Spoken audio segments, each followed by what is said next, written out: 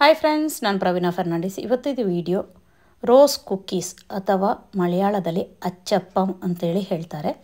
ನಾವು ಕ್ರಿಸ್ಮಸ್ಸಿಗೆ ಮಾಡುವ ಇನ್ನೊಂದು ಕುಸ್ವಾರಿದು ಸ್ವೀಟ್ ಇರುತ್ತೆ. ಇದು ನಾನು ಬೇಕ್ರಿ ಸ್ಟೈಲಲ್ಲೇ ಮಾಡಿದ್ದೇನೆ. ಅದರಿಂದ ಮೈದಾದಲ್ಲಿ ಮಾಡಿದ್ದು, ಅಕ್ಕಿ ಹುಡಿಯಿಂದಲ್ಲ, ಮೈದಾದಿಂದ ಮಾಡಿದ ಕುಕ್ಕೀಸನ್ನು ಇವತ್ತು ನೋಡುವ.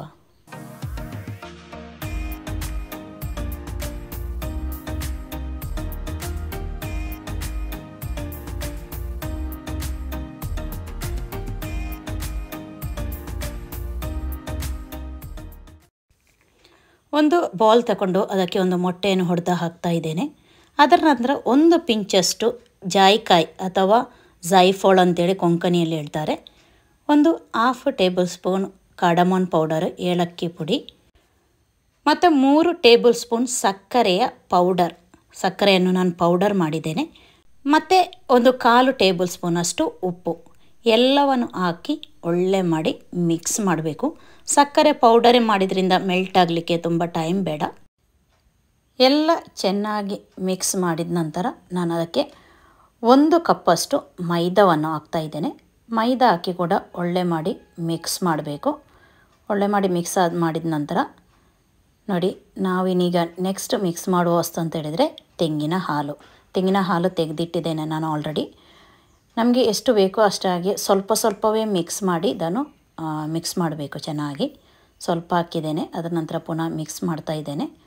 ಅದನ್ನು ಇನ್ನೂ ಸ್ವಲ್ಪ ಹಾಕ್ತಾ ಇದ್ದೇನೆ.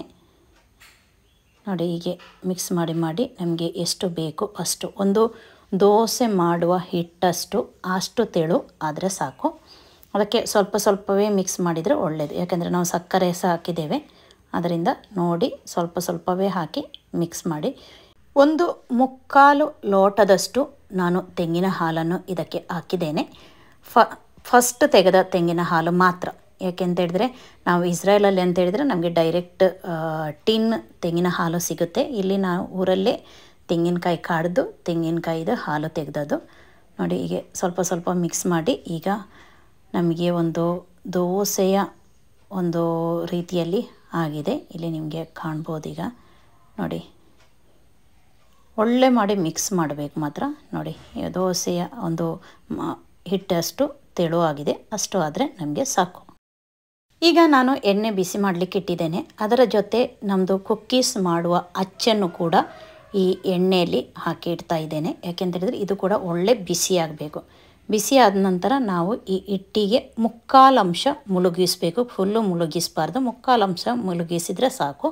ಅದ ನಂತರ ಪುನಃ ನಾವು ಎಣ್ಣೆಗೆ ಶಿಫ್ಟ್ ಮಾಡ್ತಾ ಇದ್ದೇನೆ. ನೋಡಿ, ಹೀಗೆ ಮಾಡಿ ಒಳ್ಳೆ ಮಾಡಿ ಸ್ವಲ್ಪ ಶೇಕ್ ಮಾಡಬೇಕು. ಶೇಕ್ ಮಾಡುವಾಗ ಅದು ಸ್ಲೋಲಿ ಆ ಅಚ್ಚಿಂದ ಬಿಡುತ್ತೆ. ನೋಡಿ, ಹೀಗೆ ಬಿಡುತ್ತೆ. ಅದರ ನಂತರ ಇನ್ನೊಂದು ಸಾರಿ ಹಾಗೆ ಮಾಡುವ. ಹಾಗೆ ನಮಗೆ ಎಷ್ಟು ಒಂದು ಸಾರಿ ಫ್ರೈ ಮಾಡಲಿಕ್ಕೆ ಆಗ್ತದೆ ಅಷ್ಟು ಹಾಕ್ಬೋದು. ನಾನೀಗ ಇಟ್ಟ ಎಣ್ಣೆಯಲ್ಲಿ ನನಗೆ ಒಂದು 3ರಿಂದ 4 ಒಂದೇ ಸಾರಿ ಫ್ರೈ ಮಾಡಲಿಕ್ಕೆ ಆಗುತ್ತೆ. ಅದರಿಂದ ನಾನು ಸ್ಲೋಲಿ ಹಾಕ್ತಾ ಇದ್ದೇನೆ. ಒಂದು ನೆಕ್ಸ್ಟ್ ಹಾಕುವಾಗ ಸ್ವಲ್ಪ ನಾವು ಸ್ಪೇಸ್ ಮಾಡಿ ನೆಕ್ಸ್ಟ್ ಹಾಕಿದರೆ ಆಯಿತು, ಆಗ ಅಷ್ಟು ಅಂಟುವುದಿಲ್ಲ. ನಾನೀಗ 4 ಹಾಕಿದ್ದೇನೆ. ನೋಡಿ, ಈಸಿಯಾಗಿ ಬಿಡುತ್ತೆ. ಎಲ್ಲ ಪಲ್ಟಿ ಮಾಡಬೇಕು. ನಮ್ಮದು ಕಲ್ಲರ್ ನೋಡುವಾಗ ನಮಗೆ ಗೊತ್ತಾಗುತ್ತೆ. ಒಂದು ಸೈಡು ಫ್ರೈ ಆದ ಕೂಡಲೇ ಇನ್ನೊಂದು ಸೈಡ್ ಫ್ಲಿಪ್ ಮಾಡಿ ಫ್ರೈ ಮಾಡಬೇಕು. ನೋಡಿ, ಈಗ ಒಂದು ರೆಡಿ ಆಗ್ತಾ ಬಂದಿದೆ. ಅದನ್ನೀಗ ನಾನು ತೆಗಿತಾ ಇದ್ದೇನೆ. ಹಾಗೆ ಫ್ರೈ ಆದ ಹಾಗೆ ನಮಗೆ ಒಂದೊಂದೇ ತೆಗೀತಾ ಅದಕ್ಕೆ ಇನ್ನೊಂದು ಎಕ್ಸ್ಟ್ರಾ ಆಗ್ತಾ ನಮಗೆ ಹಾಗೆ ಫ್ರೈ ಮಾಡಿ ತೆಗಿಬೋದು. ಈಗ ನೋಡಿ, ಇದು ಕೂಡ ರೆಡಿಯಾಗಿದೆ. ಇದನ್ನು ಕೂಡ ತೆಗಿತಾ ಇದ್ದೇನೆ ನಾನು. ಮತ್ತು ನಾವು ಅಚ್ಚನ್ನು ಕೂಡ ಬಿಸಿ ಮಾಡಬೇಕು. ಬಿಸಿ ಮಾಡಿದ ನಂತರವೇ ನಾವು ಆ ಹಿಟ್ಟಲ್ಲಿ ಮುಳುಗಿಸಬೇಕು. ಆಗ ನಮಗೆ ಅದು ಕರೆಕ್ಟಾಗಿ ಹಿಟ್ಟು ಆ ಅಚ್ಚಿಗೆ ಕರೆಕ್ಟಾಗಿ ಅಂಟಿಕೊಳ್ತದೆ. ಅದೇ ರೀತಿ ನಮಗೆ ತೆಗಿಲಿಕ್ಕೆ ಕೂಡ ಈಸಿ ಆಗುತ್ತೆ. ಇದು ಇವತ್ತಿದು ರೋಸ್ ಕುಕ್ಕೀಸ್ ಇದು ವಿಡಿಯೋ. ಇದು ನಿಮ್ಗೆ ಇಷ್ಟ ಆದರೆ ಲೈಕ್ ಮಾಡಿ, ಕಮೆಂಟ್ ಮಾಡಿ, ನಿಮ್ಮ ಫ್ರೆಂಡ್ಸಿಗೆ ಶೇರ್ ಮಾಡಿಕೊಡಿ. ನನ್ನ ಚಾನಲ್ ಇದುವರೆ ಸಬ್ಸ್ಕ್ರೈಬ್ ಮಾಡದಿದ್ದರೆ ಚಾನಲ್ ಸಬ್ಸ್ಕ್ರೈಬ್ ಮಾಡಿ. Thank you.